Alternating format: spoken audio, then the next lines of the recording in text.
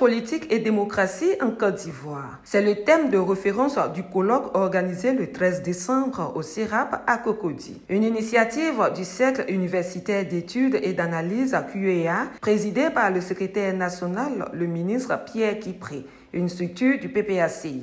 Placé sous le parrainage du président Laurent Gbagbo, représenté par le deuxième vice-président l'honorable Hubert Oulaï, le colloque a démarré les travaux par le mot de bienvenue du professeur Pierre Kipré, puis a situé le cadre du colloque. Pour lui, il s'agit donc de réfléchir sur la violence sous toutes ses formes afin de mettre à la disposition du parti les résultats des travaux qui permettront de nouvelles orientations politiques. À sa suite, le professeur Sébastien Danodjedje, président exécutif, salue cette initiative et dit attendre beaucoup de ses travaux. Un thème comme les violences politiques et la démocratie en Côte d'Ivoire depuis le coup d'État de 1999 est un thème très important.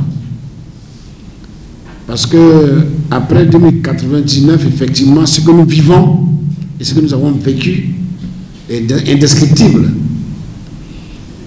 Quelquefois dans le bon sens, mais surtout dans le mauvais sens. Et par rapport à ça, nos amis réfléchissent.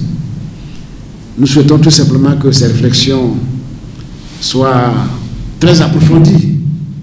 Comme disent les gens d'Abidjan, il faut fouiller, bêcher de fond à comble sur ces crises-là et nous dégager des orientations, des suggestions qui peuvent nous permettre de travailler pour la Côte d'Ivoire dans le sens d'une démocratie vraie, une démocratie paisible.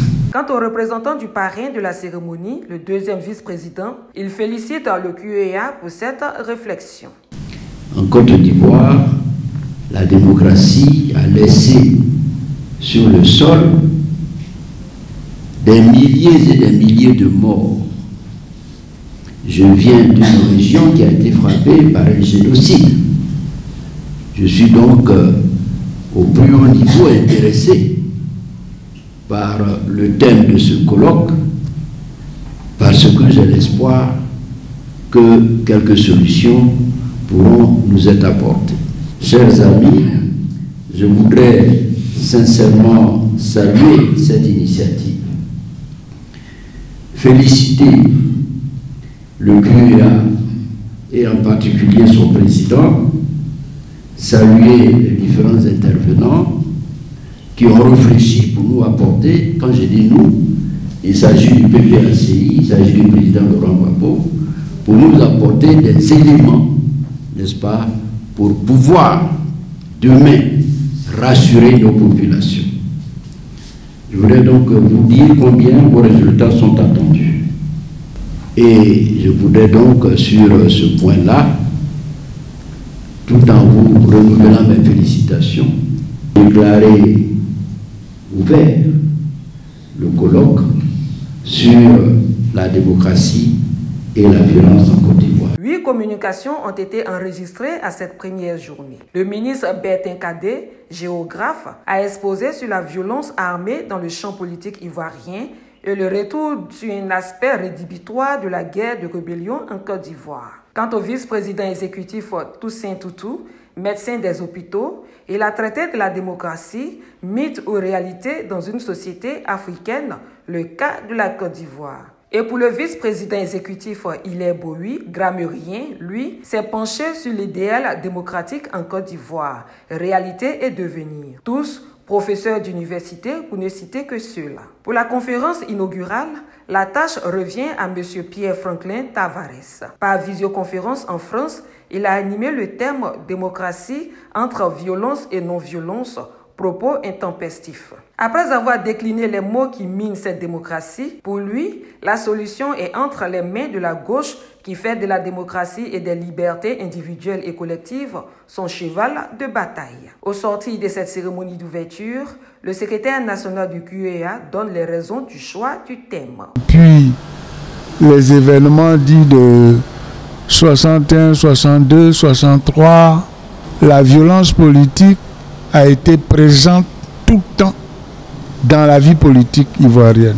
Comme le QEA est une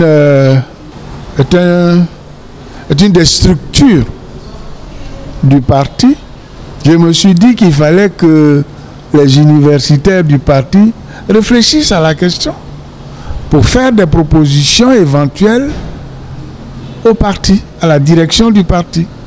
Et cela me paraît d'autant plus important que notre parti ne se contente pas de déclarer qu'il est démocratique, qu'il est pour la démocratie, qu'il promeut la démocratie, qu'il veut que la vie politique ivoirienne soit démocratique, mais il prend même des risques. Il voit un certain nombre de ses leaders mis en prison à cause de cette prise de position. Est-ce que nous sommes sûrs de comprendre la démocratie au même titre que les autres Ivoiriens? Ou alors est-ce que nous avons une compréhension particulière de la démocratie qui dérange les autres Ivoiriens? Ou en tout cas ceux qui sont au pouvoir. Depuis Houphouët-Boigny, puis Bédié, puis Guéhi, et aujourd'hui Ouattara. Donc, il faut que les universitaires et les intellectuels du parti réfléchissent à tout cela. Enfin, il est important que notre parti, qui est un parti panafricain, qui est un parti qui prône la justice sociale, analyse dans ses bases idéologiques ce qui pourrait éventuellement être la cause de la violence qui est conduite contre eux. Enfin, ce parti a-t-il nécessité de voir dans ses méthodes comment faire, non pas simplement entendre raison aux Ivoiriens sur la question de la démocratie, mais aussi comment faire pour que cette démocratie soit un élément incontournable de la vie politique ivoirienne. Présent à cette cérémonie, le camarade Ndrin James, membre de la Ligue des jeunes, est heureux de participer à une telle formation. Il était important pour nous de participer à cette activité parce que nous savons qu'à l'orée des élections, nous sommes confrontés à beaucoup de violences.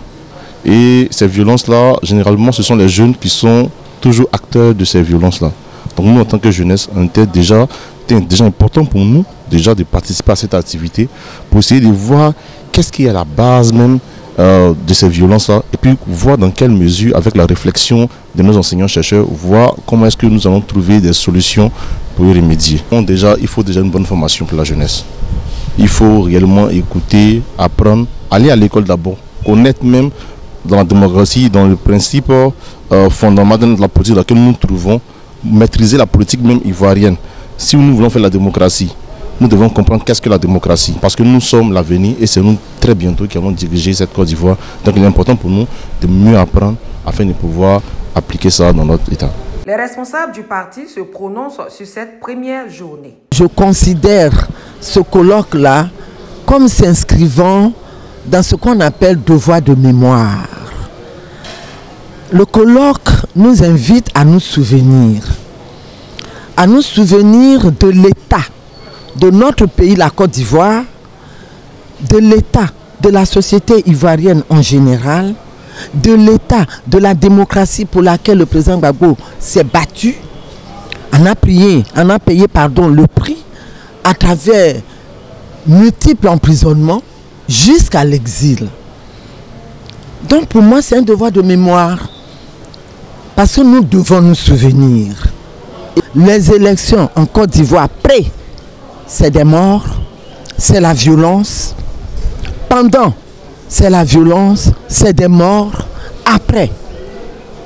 Et donc je pense que nous, qui nous réclamons du président Laurent Gbagbo, qui est le président du PPACI, nous disons que nous devons nous engager avec les autres partis de gauche pour rebâtir la démocratie et en mettant au cœur de notre stratégie la promotion de la justice sociale. Parce que la justice sociale appelle à l'égalité de tous devant, n'est-ce pas, l'économie, l'éducation, la santé, et pour que une seule ou bien un groupe ne profite pas, n'est-ce pas, des richesses du pays, mais que ce soit partagé par tout le monde. Notre démocratie est entachée de beaucoup d'aspects de violence. Et comme le sujet même le dit, depuis 1999, on n'a jamais assisté à une élection qui puisse se terminer sans violence. C'est comme si la violence était consubstantielle à notre démocratie. Et comme l'a dit très bien le professeur Tavares, il appartient à la gauche. C'est le devoir de la gauche de chercher les solutions, parce que c'est notre responsabilité historique de pouvoir corriger les travers de la société en politique. Et donc sur ce plan-là, nous avons beaucoup apprécié la conférence de Pierre Tavares, mais qui nous situe sur notre responsabilité en tant que parti politique. Et c'est en cela que je salue l'initiative prise par le professeur Pierre Kipré, président, responsable de cette cellule-là, de réfléchir sur quelles sont les solutions à apporter, nous en tant que parti politique, pour contrer également cet esprit de violence. Ce que j'ai vraiment apprécié, c'est d'abord l'opportunité de ce thème. C'est un thème qui, dans la communication, va nous rappeler toutes les violences de toutes sortes, de toutes formes que les Ivoiriens ont subies depuis décembre 1999, qui est la date du premier coup d'État en Côte d'Ivoire. Mais dans une perspective que ces violences puissent être prévenues ou puissent être contenues si elles adviennent dans la perspective de l'élection présidentielle 2025 en Côte d'Ivoire. Ce travail qui va être fait sur les 2 jours avec des experts nationaux, des experts internationaux, finalement est un travail de prévention justement des conflits qui surviennent pendant les élections chez nous. Nous souhaitons qu'avec les recommandations et les conclusions qui vont être faites et qui vont être utilisées par le PPACI puisse contribuer à faire en sorte que les élections, l'élection présidentielle 2025, soit une élection d'abord apaisée, une élection inclusive et une élection démocratique, pour que notre pays tourne définitivement le dos à la violence de quelque nature qu'elle soit, de quelque sorte qu'elle soit, à l'occasion d'élections présidentielles, législatives, municipales ou régionales. En raison de l'actualité et son importance, la thématique abordée retient l'attention des responsables du parti. Ce colloque a pris fin le 14 décembre avec d'autres communications et les résultats des travaux seront versés au parti.